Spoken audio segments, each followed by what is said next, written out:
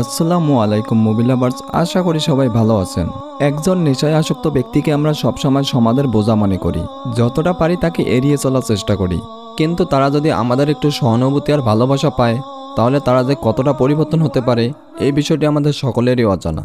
আজকের মুভিতে আমরা দেখতে পারি একজন নেশায় আসক্ত ব্যক্তির সাথে এমন কি ঘটে, যার ফলে সে নেশার জগৎ থেকে বেরিয়ে এসে ইন্দোনেশিয়ার একজন বিশাল ইসলামিক বক্তা হয়ে ওঠে। এইরকমই একটি ইউনিক কনসেপ্ট নিয়ে তৈরি করা হয় 2014 সালে হিজরা চিন্তা মুভিটি। তো কি করছো, ভিডিওতে একটি লাইক দিয়ে দেখতে থাকো সম্পূর্ণ ভিডিওটি। মুভির শুরুতেই আমরা দেখতে পাই সময়কালটা ছিল 2013 সাল, আর একটি লোক তার স্ত্রীর কাছ থেকে বিদায় নেয় একটি জায়গায় গিয়ে ইসলামিক বক্তৃতা দেওয়ার জন্য। এরপর সিন শিফট করে অতীতে যায়, আর আমরা দেখতে পাই তখনকার সময়টা ছিল 1998 সাল। তখন আমরা দেখতে পাই একটি ছেলে ঘরের মধ্যে অদ্ভুত কাণ্ড কারখানা করছিল, আর তার আচরণ দেখে আমরা বুঝতে পারি সে হলো একজন নেশায় আসক্ত ব্যক্তি। এই ছেলেটির নাম হলো জাফরি। সে মূলত কয়দিন যাবৎ নেশা করতে না পারায় এইরকম সব অদ্ভুত আচরণ করছিল। এরপর আমরা জাফরির পুরো ঘরটা দেখে বুঝতে পারি সে হলো একজন অভিনেতা। তার ঘরে অনেকগুলো পুরস্কার ছিল, যেগুলো জাফরি তার অভিনয় দক্ষতার জন্য পেয়েছিল। অন্যদিকে আমরা জাফরির মাকে দেখতে পাই। তিনি ছিলেন জাফরির থেকে পুরোপুরি উল্টো। এলাকার সমস্ত মহিলাদের তিনি জড়ো করে তাদেরকে কোরআন তেলাওয়াত করে শোনাচ্ছিলেন। এরপর আমরা দেখতে পাই জাফরির নেশার তাড়না সহ্য করতে না পেরে তার এক বন্ধুর কাছে যায়, আর এরপর তারা দুজনে মিলে নেশা করতে থাকে। এভাবে অনেকক্ষণ থাকার পর হঠাৎ করে জাফরির মনে পড়ে তার আজকে মুভির শুটিং ছিল, তাই সে তখন তাড়াহুড়ো করে সেখান থেকে বেরিয়ে আসে। এরপর সে যখন শুটিং প্লেসে চলে আসে, পুরোপুরি জাফরি অবাক হয়ে যায়, কারণ সে দেখতে পায় তার জায়গায় অন্য একজন লোককে দিয়ে শুটিং করানো হচ্ছিল। মুভির পরিচালক তখন জাফরিকে বলে, তুমি তোমার কাজের প্রতি সিরিয়াস নও, তার জন্য আমরা তোমার জায়গায় অন্য একজনকে সুযোগ দিয়েছি। এর পরের সিনে আমরা দেখতে পাই একটি মেয়ে ফটোশ্যুট করছিল, আর এই মেয়েটির নাম হলো পিপিক।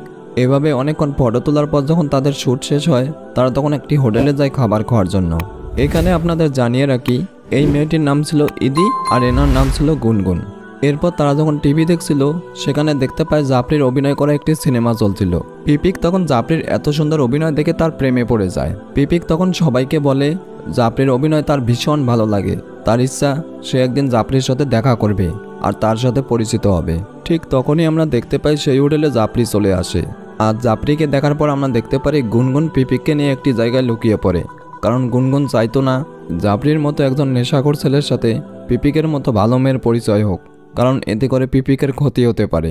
কিন্তু অবাক করার বিষয় হলো, শত বাধার পরেও জাফরি আর পিপিকের মধ্যে দেখা হয়ে যায়। ঠিক তখনই সেখানে গুনগুন চলে আসে, আর সে জাফরিকে বলে সে চায় না তার মতো একটা বাজে ছেলের সাথে পিপিকের পরিচয় হোক। এই কথা শোনার পর জাফরির ভীষণ খারাপ লাগে। সে তখন সেখান থেকে চলে আসে, আর এরপর সে যখন রাস্তা দিয়ে হাঁটছিল, জাফরি খেয়াল করে যে কেউ তাকে অনুসরণ করছে। তাই জাফরি তখন একটি জায়গায় লুকিয়ে পড়ে, আর সে দেখতে পায় সেই লোকগুলো হলো পুলিশ। আর জাফরি যেহেতু নেশা করতো, তাই সে তখন ভীষণ ভয় পেয়ে যায় আর সেখান থেকে পালাতে থাকে। তখন জাফরি হঠাৎ কিছু একটা শব্দ শুনে পুরোপুরি ফ্রিজ হয়ে যায়, আর আমরা দেখতে পাই সে একটি ছোট বাচ্চার কোরআন তেলাওয়াত শুনতে পেয়েছিল। বাচ্চাটি এতটাই সুন্দর করে কোরআন তেলাওয়াত করছিল যে জাফরির অনেক ভালো লাগে, আর সে তখন তার ছোটবেলার কথা ভাবতে থাকে, যখন জাফরির বাবা তার পাশে বসে তাকে কোরআন তেলাওয়াত করতে সাহায্য করেছিল। কিন্তু জাফরির ছোটবেলা থেকে স্বপ্ন ছিল সে একজন বড় অভিনেতা হবে। তবে এই বিষয়টি আবার জাফরির বাবার পছন্দ ছিল না, তাই তখন তিনি রেগে গিয়ে জাফরিকে বাসা থেকে বের করে দেন। এরকম হঠাৎ করে বাড়ি থেকে বের করে দেওয়ার কারণে জাফরি ভেবে পাচ্ছিল না যে সে কি করবে। তখন সে তার এক বন্ধুর বাসায় যায়, আর আমরা দেখতে পাই যে এই ছেলেটি ছিল একটি নেশাখোর ছেলে। সে বিভিন্ন জায়গায় মাদক সাপ্লাই দিত, আর যেহেতু জাফরিও তার সাথে থাকতো, তাই জাফরিও ধীরে ধীরে নেশায় আসক্ত হতে থাকে। কথায় আছে না, সঙ্গ দোষে লোহা ভাসে, ঠিক এমনটাই হয়েছিল। এরপর এভাবেই কেটে যায় অনেকগুলো দিন। হঠাৎ একদিন জাফরি তার বাবার মৃত্যুর সংবাদ শুনতে পায়, আর সে যখন গিয়ে দেখতে পায় তার বাবা মারা গিয়েছে, জাফরি তখন পুরোপুরি ভেঙে পড়ে। এরপর সিন শিফট করা হয়, আর আমরা দেখতে পাই পিপিক সহ তার সকল বন্ধুরা একটি জায়গায় দাঁড়িয়ে গল্পগুজব করছিল। ঠিক তখনই সেখানে পিপিকের বন্ধু নাই আসে, আর সে জানায় সে এখন একটি বড় জাপানিজ কোম্পানিতে চাকরি করছে। এই কথা শোনার পর পিপিক বলে, আমিও আর মডেলিংয়ের টাকা দিয়ে তেমন একটা পেরে উঠতে পারছি না, আমারও একটা জব করা দরকার। এরপর তারা যখন গল্প করছিল, ঠিক তখনই ইদিককে তার বস ফোন করে, আর সে তাদের সবাইকে ইফতারের দাওয়াত দেয়। বলা ভালো সেই সময়টা ছিল রমজান মাস। এরপর ইদিক সহ সকলেই সেই ইফতার পার্টিতে যায়, কিন্তু তারা সেখানে গিয়ে জাফরিকে দেখতে পায়। আর জাফরি তখন এমনভাবে এসেছিল সেখানকার সবাই পুরোপুরি অবাক হয়ে যায়, কেননা জাফরি তখন তার বড় বড় চুলগুলো কেটে অনেকটা পরিপাটি হয়ে এখানে এসেছিল। আর এর আগে এরকম সুন্দরভাবে কেউ জাফরিকে দেখেনি। মূলত জাফরি যে সেদিন রাতে একটি ছোট বাচ্চার কুরআন তেলাওয়াত শুনেছিল, তারপর থেকেই তার মধ্যে এতটা পরিবর্তন। আর আমরা জানতে পারি যে জাফরি ইতিমধ্যেই হজ করে এসেছিল। আর জাফরির এইরকম সুন্দর পরিবর্তন দেখে পিপিক তার প্রতি আগের থেকে অনেকটা বেশি দুর্বল হয়ে পড়ে। এরপর সেদিনকার মতো সবাই পার্টি শেষ করে তাদের বাসায় ফিরে যায়। কিন্তু আমরা দেখতে পাই রাতের বেলা বৃষ্টির মধ্যে জাফরি পিপিকের হোস্টেলে আসে আর তার সাথে ঘুরতে যাওয়ার জন্য অনুরোধ করে। এখানে পিপিক যেহেতু আগে থেকে জাফরিকে পছন্দ করত, তাই সে আর না করে না। আর এরপর তারা দুজন মিলে রাতের বেলা পুরো শহরটি ঘোরার জন্য বের হয়। পরবর্তীতে জাফরি পিপিককে নিয়ে শহরের বিভিন্ন সুন্দর জায়গায় ঘুরে বেড়ায়। আর আমরা খেয়াল করি যে তাদের মধ্যকার সম্পর্কটা ধীরে ধীরে আরও গভীর হতেছিল। পরবর্তী সিনে দেখানো হয় পিপিকও তার বন্ধু নাইয়ের সেই জাপানিজ কোম্পানিতে চাকরি নিয়েছে। আর এমনই একদিন রাতের বেলা পিপিকের বাবা তাকে ফোন করে, আর তিনি তখন পিপিককে বাসায় আসার জন্য অনুরোধ করেন।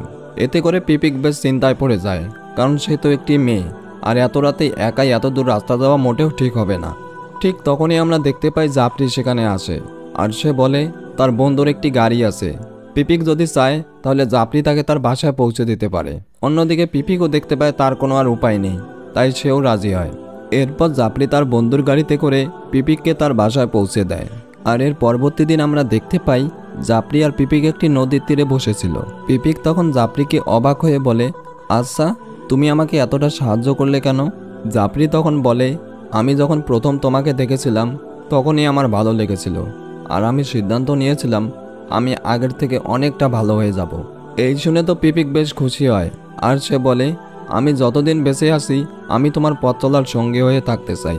এভাবেই তারা একে অপরের মনের ভিতর থাকা ভালোবাসাগুলো প্রকাশ করে, আর আমরা দেখতে পাই তারা সুন্দর একটি মুহূর্ত উপভোগ করে। অন্যদিকে গুনগুন পিপিককে বলে জাফরি একটা খারাপ ছেলে, সে যেন জাফরির সাথে কোনো মতেই সম্পর্কে না জড়ায়। আর এই শোনার পর পিপিক একটি গুরুত্বপূর্ণ কথা বলে। সে বলে, মানুষ যদি কখনো নেশায় আসক্ত হয় তাহলে তার পিছনে কোনো একজনের কারণ থাকে, আর সে যদি নেশা থেকে বেরিয়ে আসতে চায় তাহলে তার জন্যেও কোনো একজনের কারণ থাকে। আর আমি জাফরির নেশার জগৎ থেকে বেরিয়ে আসার কারণ হতে চাই। আসলেই এখানে পিপিকের বলা প্রত্যেকটা কথাই ছিল মহামূল্যবান। তো আপনার কি মনে হয় অবশ্যই কমেন্টে জানিয়ে দিবেন। এর পরের সিনে আমরা দেখতে পাই জাফরি যখন তার পরিবারের সাথে খাবার খাচ্ছিল, সে তখন তার পরিবারকে তার আর পিপিকের সম্পর্কের কথা জানায়। আর সে বলে, আমি পিপিককে আমাদের বাসায় আনতে চাই। কিন্তু সবাইকে অবাক করে দিয়ে আমরা দেখতে পাই তার পরিবারও এই বিষয়টি মেনে নেয়। এর পরবর্তী দিন জাফরি পিপিককে তার হোস্টেল থেকে নিয়ে আসে, আর আমরা দেখতে পাই তার পাড়ার লোকেরা পিপিকের এরকম খোলামেলা পোশাক দেখে বিভিন্ন রকম সমালোচনা করছিল। জাফরির মা তখন পিপিককে একটি হিজাব দেয় আর বলে, প্রত্যেকটা মুসলিম নারীরই পর্দা করা ফরজ। যে নারী প্রকৃতভাবে পর্দা করে আল্লাহ তাআলা তার সৌন্দর্য আর মর্যাদা অনেক গুণে বাড়িয়ে দেন। আর আসলেই প্রত্যেকটা নারী হলো অনেক মূল্যবান, তাদেরকে পর্দার আড়ালেই মানায়। আমরা দেখতে পাই পিপিক তখন তার অতীতের সমস্ত কিছু ভুলে গিয়ে একজন দিনদার মেয়ে হয়ে যায় আর পরিপূর্ণভাবে পর্দা করে। এরপর বেশ কিছুদিন খুব ভালোভাবেই কেটে যায়। হঠাৎ একদিন জাফরি পিপিকের রুমে আসে আর তার কাছে অনেকগুলো টাকা চায়। পিপিক তখন জিজ্ঞেস করে, তুমি এত টাকা কি করবে? কিন্তু আমরা দেখতে পাই জাফরি কোনো কিছুই বলছিল না, উল্টো সে আরও অনেক খারাপ ব্যবহার করছিল, যার ফলে পিপিক এক প্রকার বাধ্য হয়ে জাফরিকে টাকাগুলো দিয়ে দেয়। মূলত জাফরি এই টাকাগুলো দিয়ে মাদক কিনবে, কারণ সে এখনও মাদকের নেশা ছাড়তে পারেনি। টাকা পেয়ে বেশ কিছুদিন জাফরি শান্ত থাকলেও আমরা দেখতে পাই কিছুদিন পর সে আবারও পিপিকের অফিসে যায়। সেখানে গিয়ে সে সবার সাথে খারাপ ব্যবহার করতে থাকে আর সবাইকে বলে তারা যেন পিপিককে তার কাছে ডেকে দেয়। চেঁচামেচি শুনে সেখানে পিপিক চলে আসে আর সে তখন পরিবেশটা শান্ত করার চেষ্টা করে, কিন্তু জাফরি উল্টো পিপিকের কাছে অনেকগুলো টাকা চায়। কিন্তু পিপিক বলে, আমার কাছে এখন এতগুলো টাকা নেই। যা শুনে আবার জাফরি ভীষণ রেগে যায়। সে তখন পাগলের মতো আচরণ করতে থাকে। পিপিক তখন কিছু বুঝতে না পেরে তার বন্ধুর কাছ থেকে অনেকগুলো টাকা ধার করে জাফরিকে দিয়ে দেয়। পরবর্তী দৃশ্যে আমরা দেখতে পারি জাফরি রাতের বেলা কান্না করছিল, কারণ সে বুঝতে পারে পিপিকের অফিসে গিয়ে সে অনেক খারাপ ব্যবহার করেছে। তার ফলে পিপিক যখন বাসায় ফিরছিল জাফরি তার কাছে গিয়ে ক্ষমা চায়। পিপিক তখন কোনো কিছু না বললে জাফরি তাকে জড়িয়ে ধরে, আর তাদেরকে এই অবস্থায় আবার পাড়ার অনেকগুলো লোক দেখে ফেলে। সবাই তখন এই বিষয়টি নিয়ে জাফরির মায়ের কাছে বিচার দেয়, জাফরির মা তখন জাফরি আর পিপিককে ডেকে পাঠায় আর তাদেরকে বলে, আমি চাই না তোমরা এরকম অবৈধভাবে মেলামেশা করো, আমি তোমাদের বিয়ে দিতে চাই। কিন্তু এতে করে পিপিক রাজি থাকলেও জাফরি রাজি ছিল না। কারণ হিসেবে জাফরি তখন জানায় সে এখনও কোনো প্রকার ইনকাম করে না, যার ফলে তার বিয়ে করাটা ঠিক হবে না। কিন্তু জাফরির মা বলে, আমরা যদি বিয়ে করি তাহলে আল্লাহ তাআলা আমাদের সংসারে বরকত দেয়। আসলেই এটি একটি সম্পূর্ণ খাঁটি কথা, কিন্তু আমাদের বাস্তব সমাজ বর্তমানে বিয়েটাকে অনেক কঠিন করে ফেলেছে, যার ফলস্বরূপ চারদিকে অবৈধ মেলামেশা ও পাপাচার বেড়ে গিয়েছে। এরপর রাতের বেলা পিপিক জাফরিকে বলে, আমরা খুব ধুমধাম করে বিয়ে করব। কিন্তু জাফরি এতে মানা করে, কারণ তার কাছে অতগুলোও টাকা ছিল না। তাই পরবর্তী দিন জাফরি আর পিপিক তার এক বন্ধুর কাছে যায় টাকা ধার নেওয়ার জন্য। কিন্তু তারা যখন তার কাছে যায়, সেই ছেলেটি তাদেরকে পুরোপুরি হতাশ করে, কারণ সে বলে তার কাছে এই মুহূর্তে কোনো প্রকার টাকা নেই। এই কথা শোনার পর জাফরি আর পিপিক পুরোপুরি ভেঙে পড়ে, কারণ মানুষের বিয়ে তো একবারই হয়, আর সেটা তারা স্মরণীয় করতে চাইছিল, কিন্তু তাদের পক্ষে সেটাও করা সম্ভব হচ্ছে না। ঠিক তখনই পিপিকের কাছে তার একটি বান্ধবীর কল আসে, আর সে বলে পিপিকের কাছে একটি অফার আছে, সে যদি একটা বিষয় নিয়ে মডেলিং করে তাহলে সে ৭৪ লক্ষ রুপি পাবে। তাই পিপিক আর জাফরি তখন ভাবে তারা যদি এই টাকাটা পায় তাহলে তাদের বিয়েটা খুব ধুমধাম করেই হবে। তখন পিপিকের বান্ধবী বলে, এই বিষয়ে একটি শর্ত আছে, পিপিককে হিজাব খুলে এই মডেলিংটি করতে হবে। এই কথা শোনার পর পিপিক তখনই এই বিষয়টি না করে দেয়, কারণ সে কোনো মতেই তার হিজাব খুলতে পারবে না। জাফরি তখন এই বিষয়টি শোনার পর সে বলে, পিপিক একবারের জন্য হলেও যেন এই মডেলিংটি করে, কারণ এখান থেকে তারা যে টাকাটি পাবে তা দিয়ে তাদের ধুমধাম করে বিয়ে হবে। এরপর জাফরি বাসায় এসে তার মাকে এই মডেলিংয়ের বিষয়ে বলে আর তাকে বোঝানোর চেষ্টা করে, কিন্তু আমরা দেখতে পাই জাফরির মা কোনো মতে এটা মেনে নেবে না। তাই তিনি তখন রাগ করে সেখান থেকে উঠে চলে যান।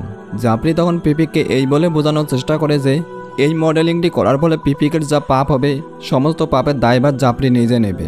মানে একটাবার চিন্তা করুন, কি উঁচু লেভেলের চিন্তা ভাবনা। এভাবে অনেকক্ষণ জাফরি পিপিককে বোঝানোর পর অবশেষে পিপিক রাজি হয় এই মডেলিংটি করার জন্য। এরপর আমরা দেখতে পাই ফাইনালি সেই পিপিকের মডেলিংটি শুরু হয়, কিন্তু পিপিকের মুখ দেখে আমরা বুঝতে পারি এখানে কোনো মতেই তার কোনো মনোযোগ ছিল না। হিজাব ছাড়া সে অনেকটা আনইজি ফিল করছিল। এরপর সে মডেলিং থেকে পাওয়া টাকা দিয়ে জাফরি আর পিপিকের খুব ধুমধাম করে বিয়ে হয়। বিয়ের পর জাফরির মা পিপিককে একটি হিজাব উপহার দেয় আর তাকে বলে, তোমার কাছে এটি একটি সামান্য কাপড়ের টুকরো মনে হতে পারে, কিন্তু আল্লাহর কাছে এটির অনেক মর্যাদা। অন্যদিকে আমরা দেখতে পারি পিপিক যখন অফিসে যায় কোনো কারণে তার চাকরিটি চলে যায়, যার ফলে সে বেশ চিন্তায় পড়ে যায়, কারণ জাফরি তো কোনো প্রকার ইনকাম করে না। এভাবে যত দিন যাচ্ছিল আমরা দেখতে পাই জাফরির আচরণ ধীরে ধীরে খারাপ হচ্ছিল আর সে পিপিককে নানাভাবে বিরক্ত করত। তখন আমরা দেখতে পাই পিপিক কান্না করে আর জাফরিকে বলে তার তো এখন কোনো প্রকার চাকরি নেই, সে টাকা কোথায় পাবে। আর তাছাড়া সে এও বলে সে এখন জাফরির বাচ্চার মা হতে চলেছে। এই কথা শোনার পর জাফরির মাথায় যেন আকাশ ভেঙে পড়ে, কারণ সে তো এখন নিজেই ঠিকমতো চলাফেরা করতে পারে না, তাহলে সে এত বড় দায়িত্ব কিভাবে নেবে, যার ফলে সে পুরোপুরি হতাশ হয়ে পড়ে। জাফরি তখন একটি ফাঁকা জায়গায় দাঁড়িয়ে তার পূর্বের সমস্ত কথা ভাবছিল, যে তার বাবা তাকে কতই না ভালো উপদেশ দিত, কিন্তু সে তার বাবার কথা না শুনে অন্ধকার জগতে পা বাড়িয়ে নিজের জীবনটাকে শেষ করলো। অন্যদিকে আমরা পিপিককে দেখতে পাই সে নামাজ শেষ করে কান্না করছিল আর আল্লাহর কাছে দোয়া করে এটা বলছিল তিনি যেন জাফরিকে হেদায়েত দান করেন। আর অন্যদিকে আমরা দেখতে পাই ঠিক সেই সময় জাফরি একটি হোটেলে গিয়ে নাচ গান করছিল, কিন্তু হঠাৎ করে কি যেন একটা ভেবে জাফরি সেখানেই কান্না করতে থাকে। এরপর 4 মাস পরের দৃশ্য দেখানো হয় আর আমরা দেখতে পাই জাফরি আগের থেকে অনেকটা পরিবর্তন হয়ে গিয়েছে। সে এখন পুরোপুরি মাদক ছেড়ে দিয়েছে। জাফরি এখন তার পরিবারকে বিভিন্ন কাজে সহযোগিতা করে, এর পাশাপাশি সে সবাইকে ইসলামের দাওয়াত দেয়, কিন্তু আমরা দেখতে পাই তার দাওয়াত কেউ গ্রহণ করে না, কারণ সবাই তো জানতো জাফরি একটি নেশাখোর ছেলে। এর কিছুদিন পরে আমরা দেখতে পাই জাফরি সহ তার পরিবারের সকলে একটি পার্কে বসে আনন্দ করছিল, আর ঠিক তখনই তার বড় ভাই তাকে বলে একটি মসজিদে একজন বক্তার প্রয়োজন, জাফরি যদি চায় সেখানে বক্তৃতা দিতে পারে। আর এই কথা শোনার পর আমরা দেখতে পাই জাফরি তৎক্ষণাৎ রাজি হয়ে যায়। এর পরের সিনে আমরা দেখতে পাই জাফরি সারা রাত ধরে বক্তৃতা দেওয়ার প্রস্তুতি নিচ্ছিল, আর পরবর্তী দিন যখন সে জুম্মায় গিয়ে বক্তৃতা দেয় সেখানে জাফরি তার পূর্বের সমস্ত পাপের কথা বলে আর সে কীভাবে ইসলামের পথে ফিরে এলো এই বিষয়টিও জানায়। আর তখন আমরা দেখতে পাই জাফরির এই পরিবর্তন আর বক্তৃতা সবারই বেশ পছন্দ হয়। এরপর জাফরি বাসায় ফিরে পিপিকের হাতে প্রথম তার হালাল ইনকাম তুলে দেয়, আর এর ফলে তারা খুশিতে দুজনেই কান্না করে দেয়। আর এই সিনটি সত্যি দেখার মতো ছিল। এরপর দৃশ্য পরিবর্তন করে 2012 সালে আনা হয় আর আমরা দেখতে পাই টিভিতে জাফরি তার নিজেরই ভাষণ দেখছিল, জাফরি এখন ইন্দোনেশিয়ার বিভিন্ন জায়গায় গিয়ে বক্তৃতা দেয় আর সবাইকে ইসলামের প্রতি দাওয়াত করে। আর তার এই বক্তৃতা সবারই বেশ পছন্দ হয়, যার ফলে সে রাতারাতি পুরো ইন্দোনেশিয়া জনপ্রিয় হয়ে ওঠে। কিন্তু আমরা দেখতে পাই জাফরি এত সফলতার পরেও কোনো একটা বিষয় নিয়ে সবসময় চিন্তায় থাকতো। আর এই বিষয়ে পিপিক তখন তাকে জিজ্ঞেস করলে সে বলে, আমাদের প্রিয় নবী তার পুরোটা জীবন সবাইকে ইসলামের প্রতি দাওয়াত দিয়েছে, কিন্তু এর বিনিময়ে সে কোনো প্রকার টাকা নেয়নি। কিন্তু আমি দেখো বিভিন্ন টিভি চ্যানেল থেকে টাকা নিচ্ছি, আর এই বিষয়টি আমার খুব খারাপ লাগে। এর পরের সিনে আমরা দেখতে পারি জাফরি একটি ভাষণ দেওয়ার পর যখন রাতের বেলা বাসা ফিরছিল, হঠাৎ সে তার গাড়ির কন্ট্রোল হারিয়ে ফেলে আর তার একটি বড় ধরনের অ্যাক্সিডেন্ট হয়। আর এরপর যখন তাকে হসপিটালে নিয়ে যাওয়া হয়, ডাক্তার তখন তাকে দেখে মৃত ঘোষণা করে। আর এভাবেই মাত্র 40 বছর বয়সে ইসলামের একজন কিংবদন্তির মৃত্যু হয়। আর তার এই মৃত্যুতে পুরো ইন্দোনেশিয়ায় যেন শোকের ছায়া নেমে এসেছিল। আর এরপর আমাদের জাফরির কিছু সত্যিকারের ক্লিপ দেখানো হয়, যেখানে আমরা আসল জাফরিকে দেখতে পাই। আর সবথেকে অবাক করা বিষয় হলো পিপিক এখনও ইসলাম প্রচার করে চলেছে। তো বন্ধুরা, কেমন লাগলো আমাদের আজকের মুভিটি? যদি ভালো লাগে অবশ্যই একটি লাইক দিয়ে চ্যানেলটি সাবস্ক্রাইব করবেন। আর আশা রাখছি সবার মধ্যে এরকম একটা পরিবর্তন আসুক। তো ভালো থাকবেন, ধন্যবাদ।